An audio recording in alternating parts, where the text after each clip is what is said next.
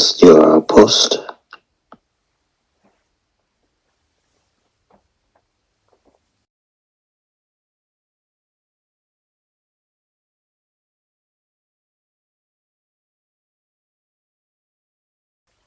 When you feel the body is comfortable enough,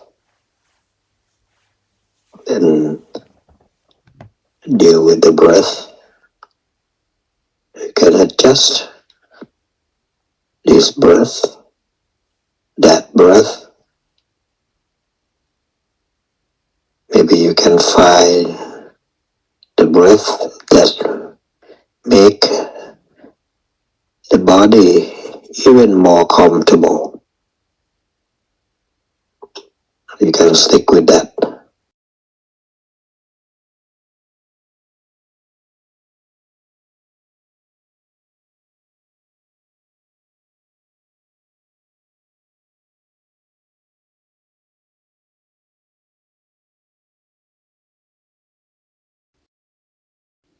One reason that why we meditate, not just to give the mind a peaceful place to stay, but also we give the mind a strength.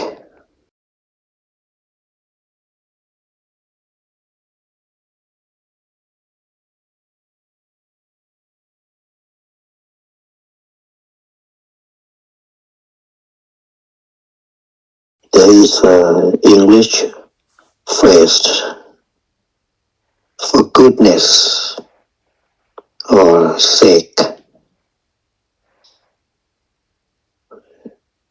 that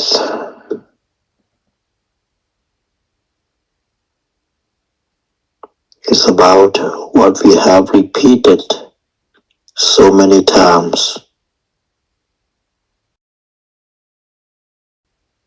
and it's become just a matter of emphasis.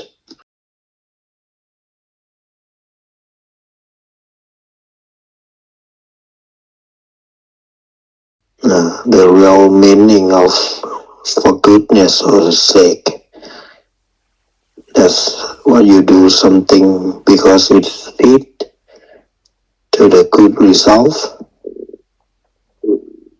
for the sake of the goodness. It would yield, and that's your motivation.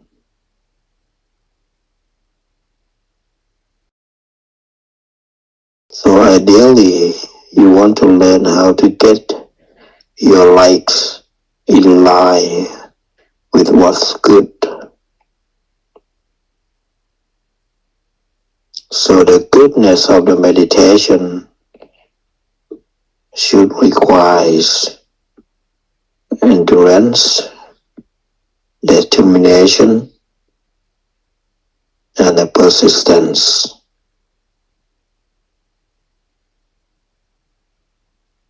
If you don't have a source for internal strength like this, it's going to be hard to carry through with your good intention. This is why the concentration is not just one aspect of the path.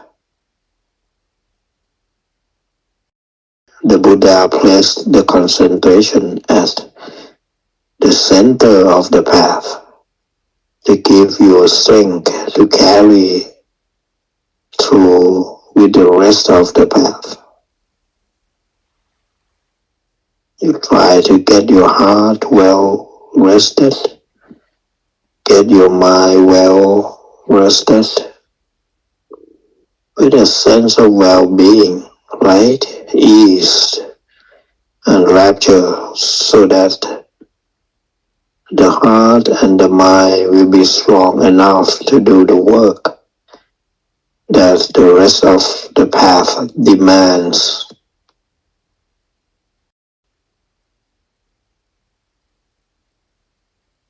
And I think these are things you can do. can make the mind settle down.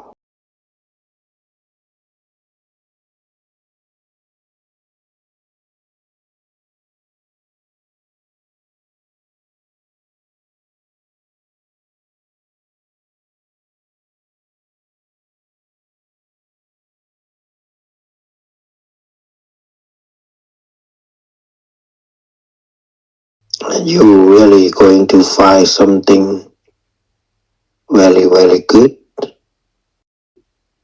and you can stick with it for a while to prove is it really good. You can see how long it's going to be good. When you find a way of breathing that really feel good, then you allow the sense of pressure to spread through the body, down the spine, out the leg, down the nerves of the arms, starting from the area around the heart, down through the different parts, different organs.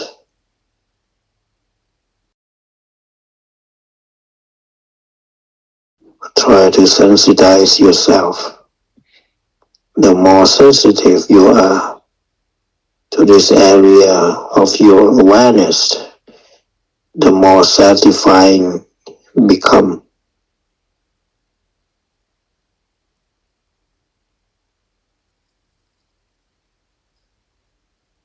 As you make yourself sensitive,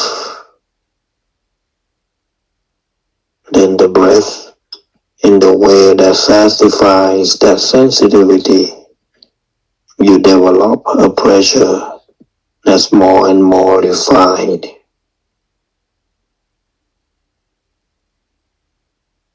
That's how piti turn into sukha very, very fast.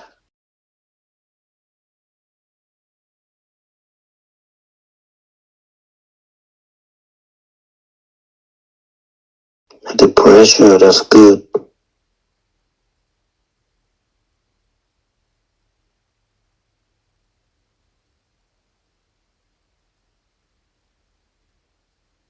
and you can experience the sense of not harming.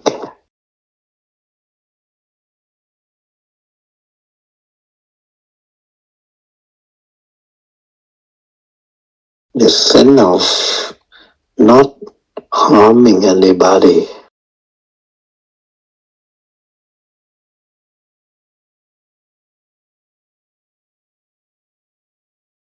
The pressure, the rapture, the sukha that happen, that arising in the meditation will not harm anybody, will not hurt anybody. It's really give you a strength to look at the question you are asking yourself as you go through daily life about what to do and what should be done.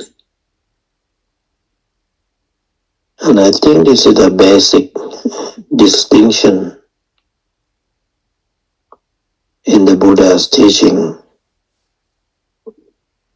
We hear so much about the Buddha's teaching on non-duality or his avoidance of dualities.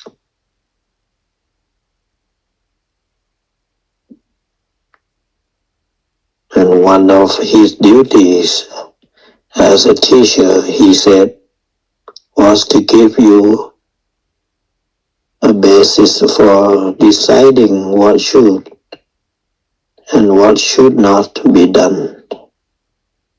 Underlying the duty is the basic principle that your action really do matter and they make a difference. So you have choice to act in one way or another. and actions have consequences.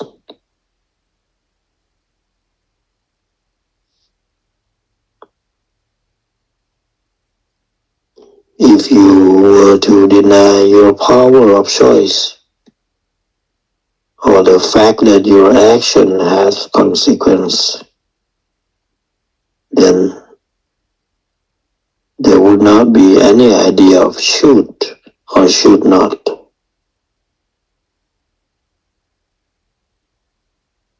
You just act on your impulse with no choice in the matter.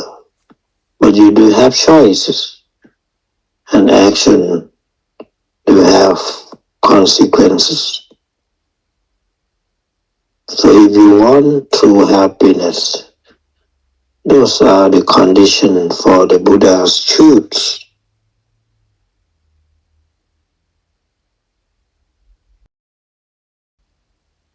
Then you want to be really careful about what you are actually doing. You should ask yourself, like, do I want to do what I should be doing?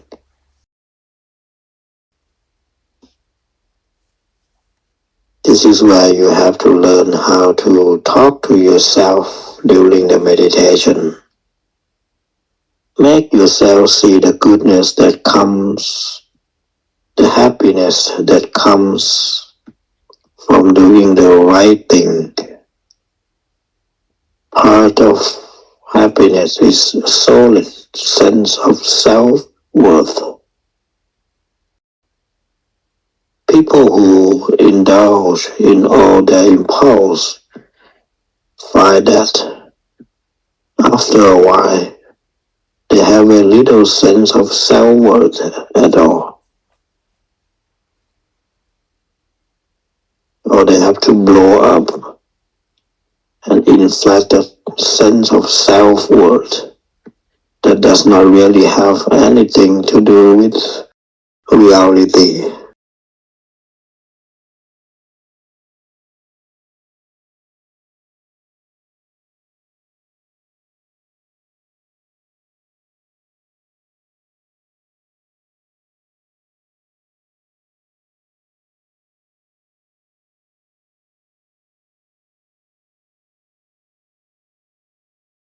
The search for the pleasure outside, or the fascination of thinking about what a wonderful meal you have,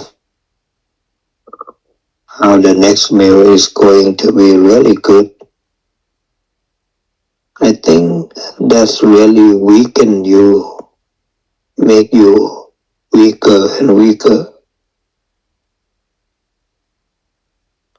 It makes your happiness depend on things being a certain way.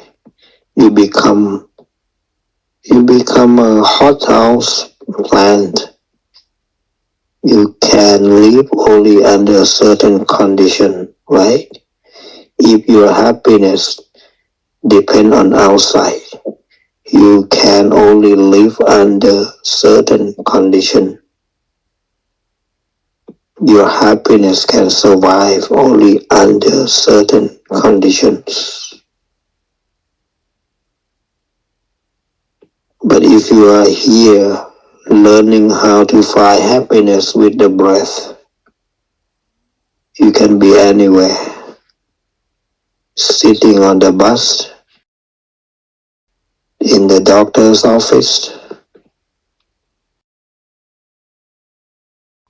even they could throw you in prison. You could still learn how to breathe well. And you have your own personal sense of well-being, a source of well-being that nobody can take away from you, that gives you a strength, because it enables you to put up with all kinds of conditions that you would not be able to otherwise. Your goodness can survive all kinds of conditions.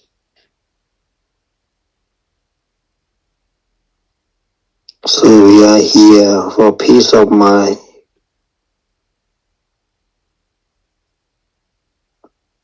It's a peace of mind that's also goodness, happiness, and goodness together.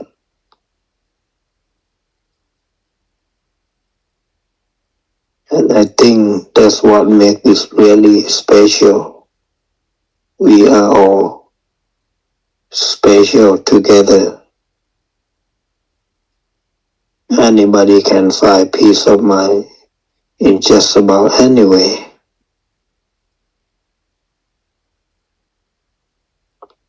But when you add those extra conditions onto it, it makes it something for real value because you learn how to find your own happiness.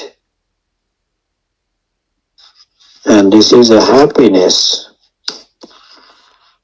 This is a happiness in a responsible way, right? You could look at your action.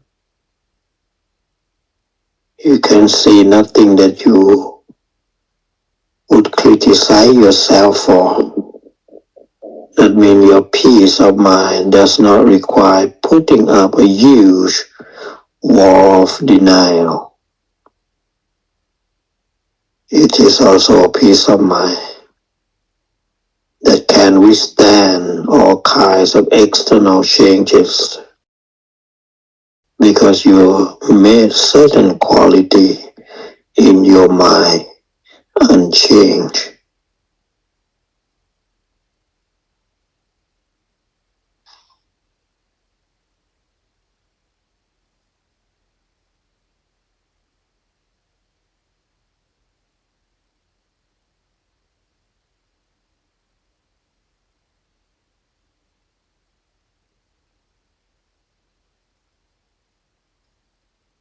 And that's how the meditation serve you some extra conditions. And where we are doing here for the sake of true happiness,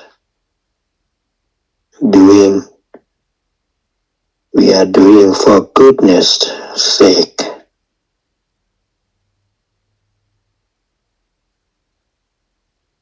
So keep this many dimension in mind.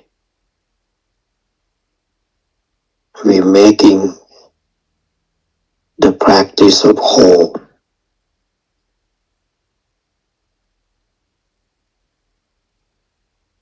I think this is what the practice really worth giving for our life.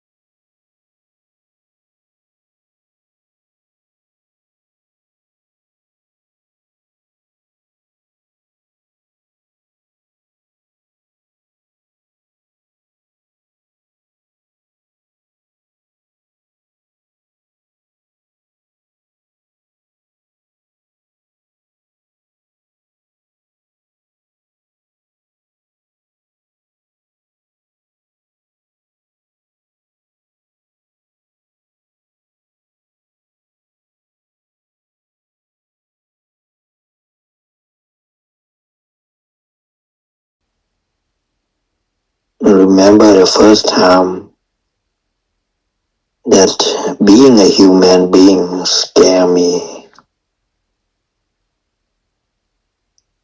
When I was about 13 years old, when I met one old man who had a stroke and he was half paralyzed.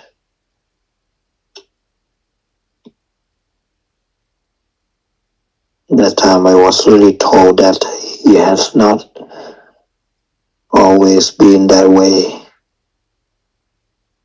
He has been normal. And then all of a sudden half his body became useless. I remember the sense of horror, not so much at the man himself, but that it could happen to me anytime.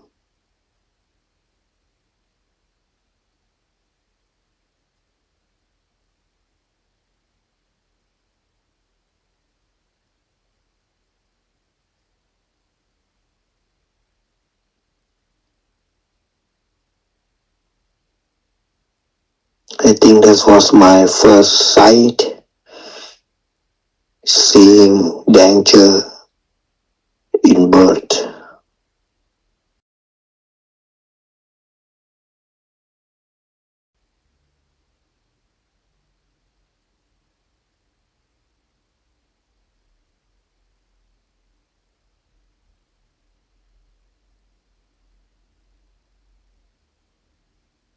We're sitting here, we are in a human birth.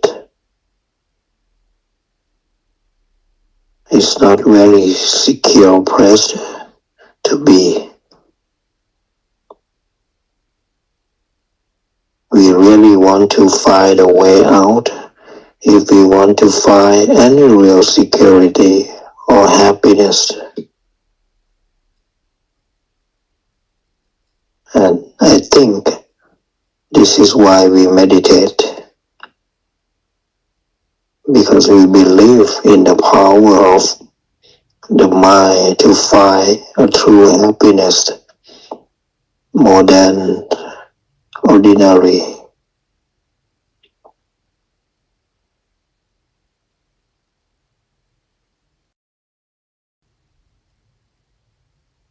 Try to use this thought not to get you discouraged, but to encourage you to practice.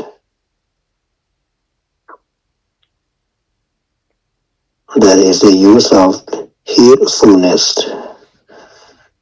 That's the use of recollection of the dead, which can happen to us all.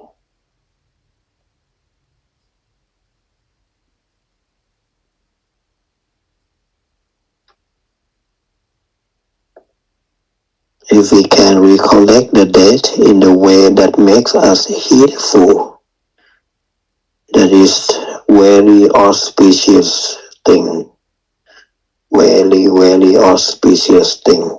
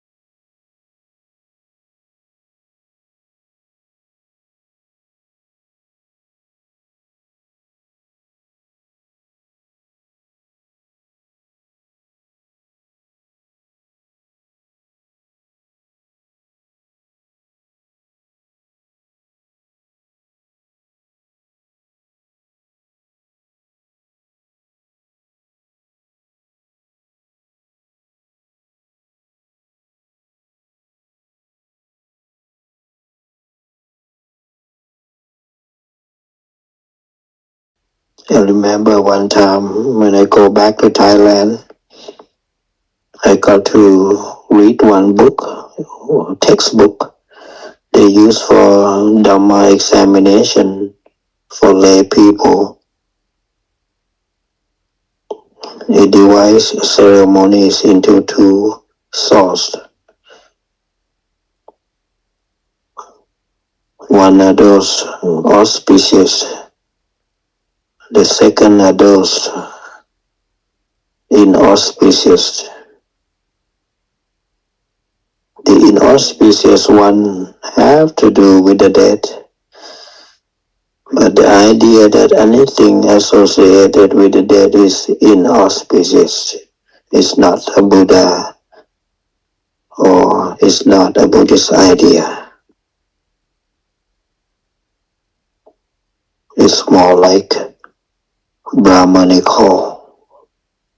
Buddhist attitude is that if you can reflect on the dead in a way that make you heedful, then it becomes auspicious.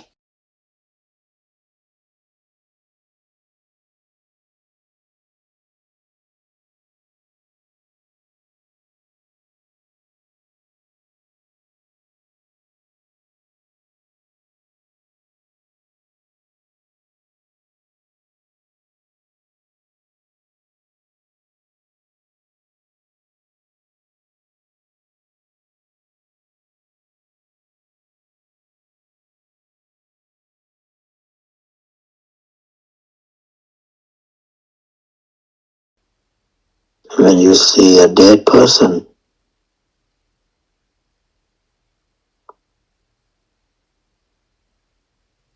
try to encourage yourself to be heedful by telling yourself, this body too, this body too, this body too.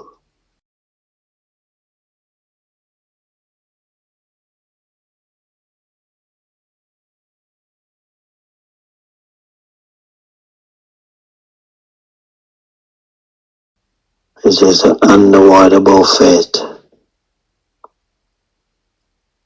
but you don't have to see a dead body to reflect in this way.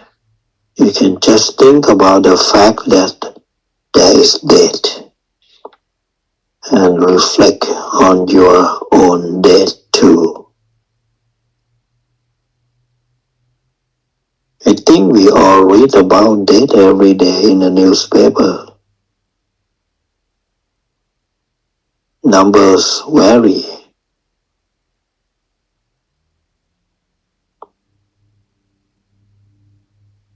but a day does not go by without somebody dying. In fact, quite a few people die.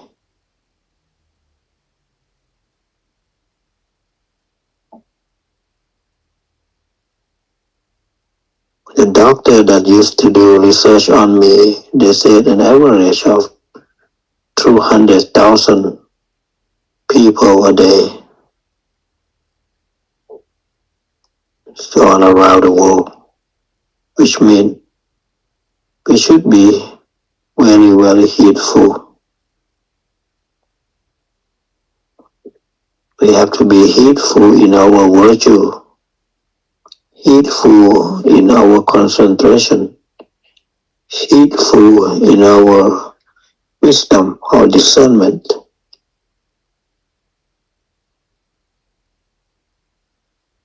What does it mean? Heedful in virtue means realizing that whatever we might gain by even the slightest infraction of the precept is not worth it. Those little gains get washed away, and then you're left with the karma.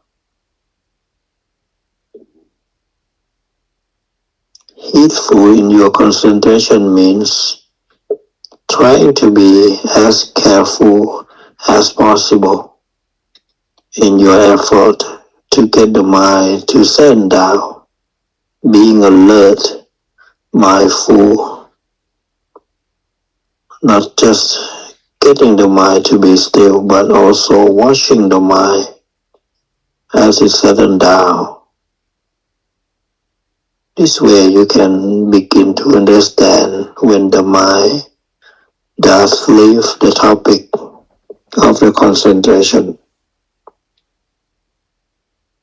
The object of the concentration, even if just for a moment. How does it do that? And why?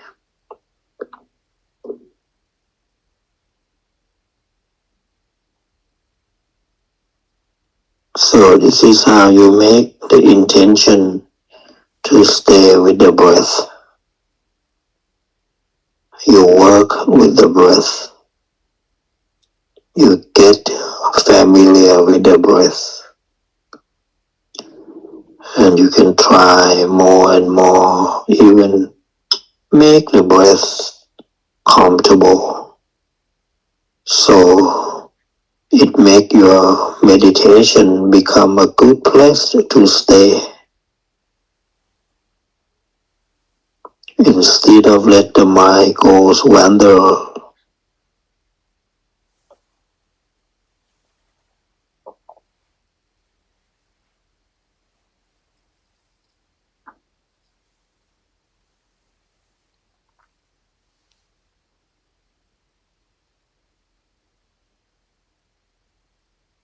The psychologists that used to work on my research, they say they used to study the brain pattern, and they can tell that when the person made decision, often the decision has been made a little bit before the person aware of it. And doctor told me that the conclusion is we have no free will, that somehow the brain makes decision, and then we lie to ourselves that we have made the decision ourselves.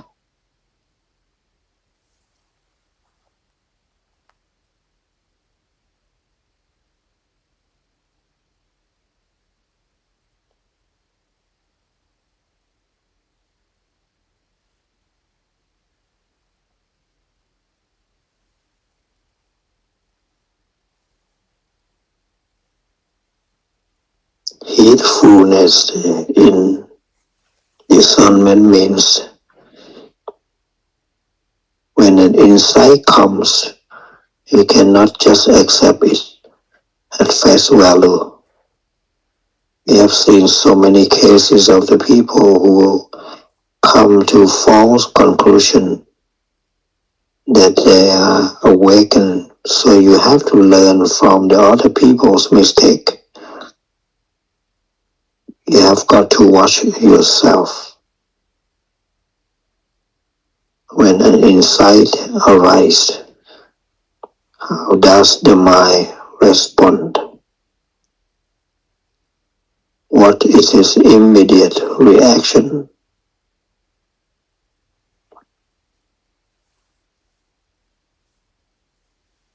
My mom used to give me two pieces of advice.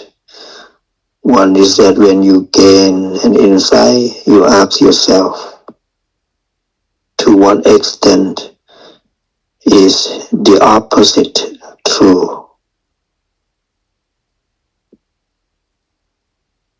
Because the Buddha point out there are many things that are true but not necessarily beneficial. And this may not be the right time or the right place for them. So we have to check whether, when and where the insight might be benefit, whether it's the right time or right place to apply it. Then ask yourself further, to what extent is the opposite of that insight true?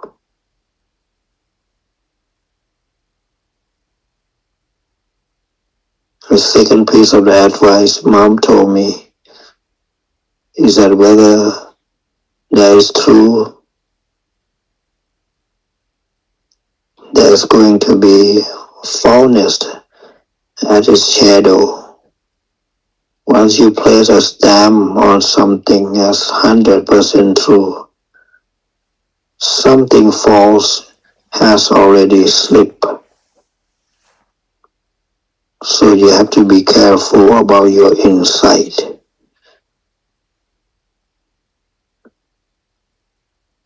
If you are not careful, they are not going to be safe. They are going to lead you to do and maybe say or think something that might be dangerous. So even you are smart, you still have to be careful all around.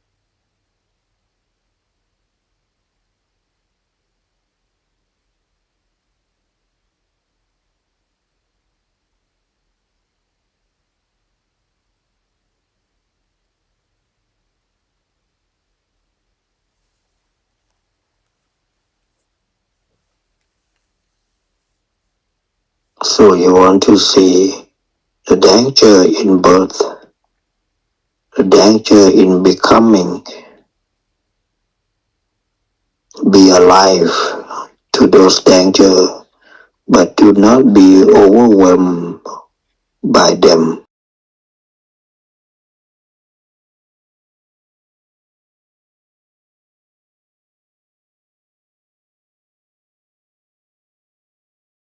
The whole point of the heedfulness is not that you give up in the face of danger. In fact, it is the opposite of giving up in the face of danger. The other part of the heedfulness is seeing that there is an escape and it can be accomplished through your meditation.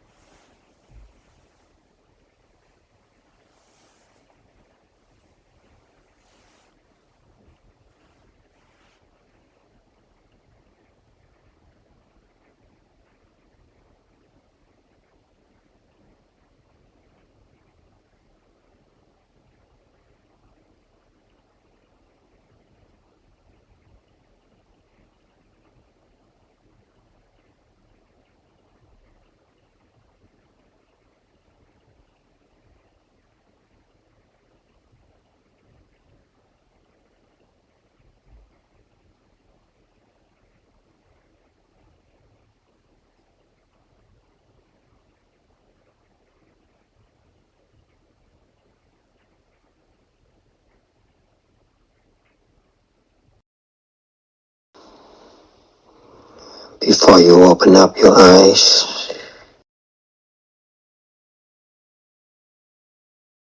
let's make a dedication. สัพเพสัตตา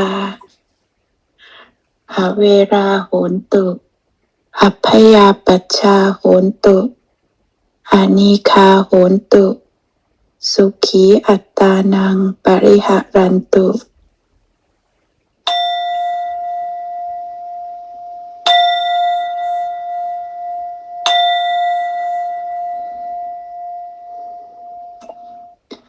อะระหังสัมมาสัมพุทโธภควาพุทธังภควันตังอภิวาเทมิสวากขาโตภควตาธัมโมธัมมังนามัสสามิสุปฏิปันโนภควโตสาวกสังโฆสังฆังนามามิ Sadhu.